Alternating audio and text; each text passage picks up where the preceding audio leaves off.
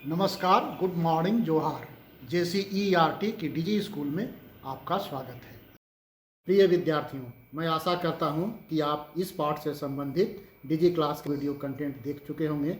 आइए हम अब अपनी समझ का आकलन करते हैं। आकलन के इन सभी प्रश्नों के उत्तर को अपनी समझ के अनुसार सही विकल्पों का चयन कर अपनी कॉपी में नोट कर लें। तो चलिए आप शामिल होते हैं इस पाठ से संबंधित प्रश्नोत्तर पर आधारित इस डिजी क्लास में।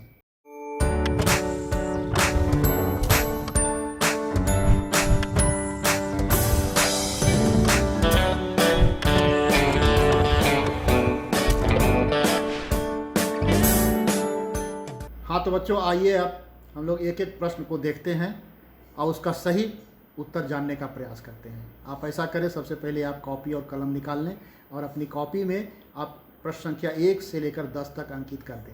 अब इसके बाद आप सभी प्रश्नों को और उनके सभी विकल्पों को ध्यान से सुने। यदि आवश्यक लगे तो आप वीडियो को पॉज कर लें और वहाँ पर सही विकल्प का चयन करके अपनी प्रत्येक प्रश्न संख्या के बगल में A, B, C या D लिख दें। चलिए शुरू करते हैं प्रश्न संख्या 1 से।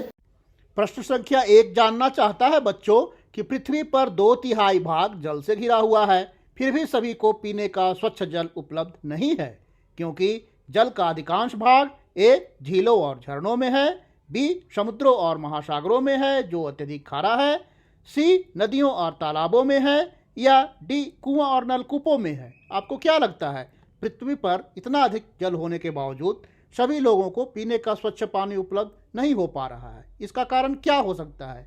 आपको इन चारों कारणों में जो सबसे सही लगता हो उसे आप प्रश्न संख्या 1 के सामने अंकित करें।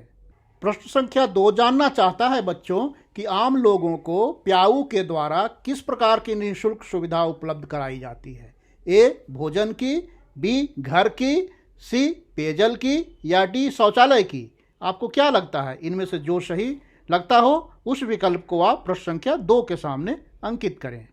प्रश्न संख्या 3 जानना चाहता है बच्चों कि इनमें से पीने के स्वच्छ पानी का स्रोत कौन सा है? A कुआं, B चापानल, C नदी या D नहर?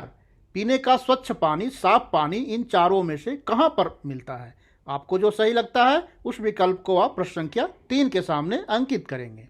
प्रश्न संख्या 4 कहता है कि पानी की बूंद बूंद को बचाने के लिए राजस्थान में लोग कौन सा तरीका नहीं अपनाते हैं? हाँ, यहाँ पर वे कौन सा तरीका है जो राजस्थान में पानी बचाने के लिए लोग नहीं अपनाते हैं? जैसे A जलप्रपात निर्माण का, B तालाब निर्माण का, C जोहड़ निर्माण का या D टाका निर्माण का? आपको क्या लगता है बच्चों, इनमें से जो भी आपको सही विकल्प लगते हो आप प्रश्न संख्या 4 के सामने अंकित करें। प्रश्न संख्या 5 कहता है कि पुराने जमाने में पीने का पानी जमीन से ऊपर उठाने की जगह लोग पानी तक पहुंचने के लिए सीढ़ीदार कुआं का निर्माण करते थे।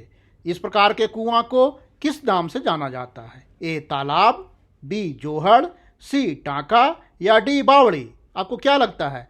आजकल पानी को हम जमीन से ऊपर उठाते हैं, लेकिन पुराने ज़माने में एक ऐसी व्यवस्था थी कि लोग पानी को ऊपर नहीं उठा करके वो पानी तक भी पहुंचने की कोशिश करते थे। तो उनमें से उस कोशिश को, उस तरीके को किस नाम से जाना जाता है?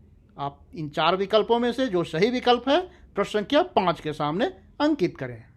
प्रश्न संख्या 6 जानना चाहता है बच्चों कि पानी को जमीन से ऊपर उठाने के इन तरीकों में से किसमें बिजली या ईंधन की आवश्यकता पड़ती है?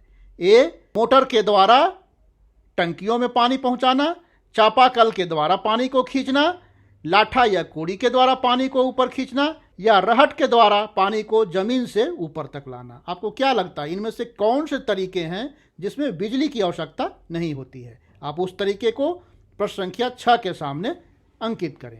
प्रश्न संख्या 7 कहता है कि गर्म जल कुंड इनमें से कहां पर स्थित है? A बलबल द्वारी चतरा में, B आभानेरी में, C स्वर्ण रेखा रांची के नगड़ी गांव के पास या D बंद गांव रांची में? आपको क्या लगता है, गर्म जल कुंड जहां जमीन के अंदर से गर्म पानी बाहर फेंकता है, इन चारों जगहों में से कहां पर अवस्थित है? आपको जो सही लगता है उस विकल्प को प्रश्न संख्या 7 के सामने अंकित करेंगे।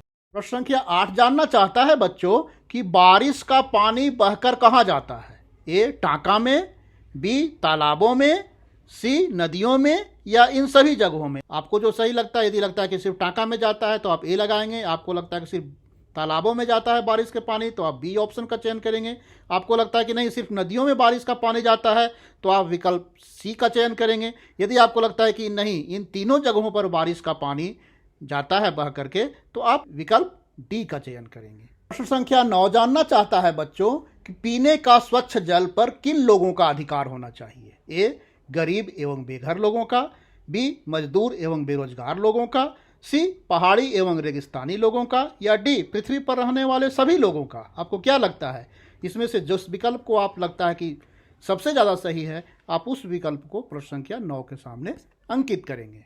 अब हम लोग आते हैं अंतिम प्रश्न पर बच्चों। प्रश्न संख्या 10 कहता है कि लोगों को जल संरक्षण के प्रति जागरूक करने के लिए विश्व जल दिवस कब मनाया जाता है? ए 22 मार्च को, बी 22 अप्रैल को, सी 14 अप्रैल को, या डी 14 जनवरी को? आपको क्या लगता है इन चारों विकल्पों में से कौन सा विकल्प सही है? आपको जो सही लगता है वह आप प्रश्न संख्या 10 के सामने अंकित करेंगे। हाँ तो बच्चों मैं समझता हूँ कि आपने इस पाठ से संबंधित इन सभी प्रश्नों का उत्तर अपनी कॉपी में नोट कर लिया होगा।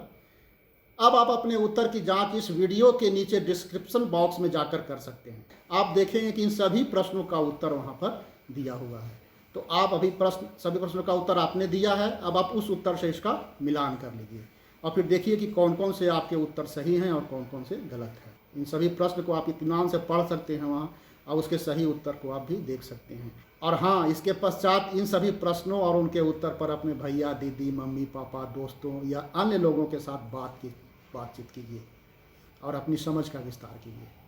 आवश्यक लगे तो संबंधित वीडियो कंटेंट को उपरोक्त कोड के द्वारा सर्च करके आप फिर से देख सकते हैं। आपको लगता है कि ये प्रश्न का उत्तर कैसे हुआ या इसका प्रश्न का उत्तर आखिर अगर आपको समझना चाहते हैं और अच्छी तरह से तो आप फिर से ये इस पाठ से संबंधित जितने भी वीडियो हैं आप उनको फिर से सर्च करके देख सकते हैं। आप उसको सर्च कीजिए, कोड है EVS 5L।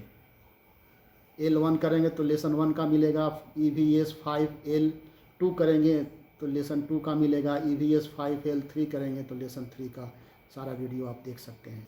तो धन्यवाद बच्चों, ढेर सारी शुभकामनाओं के साथ फिर मिलते हैं अगले पाठ से संबंधित वीडियो कंटेंट और स्व आकलन के प्रश्नों के साथ। तब तक के लिए गुड बाय। धन्यवाद बच्चों, इस पाठ का अंतिम भाग समाप्त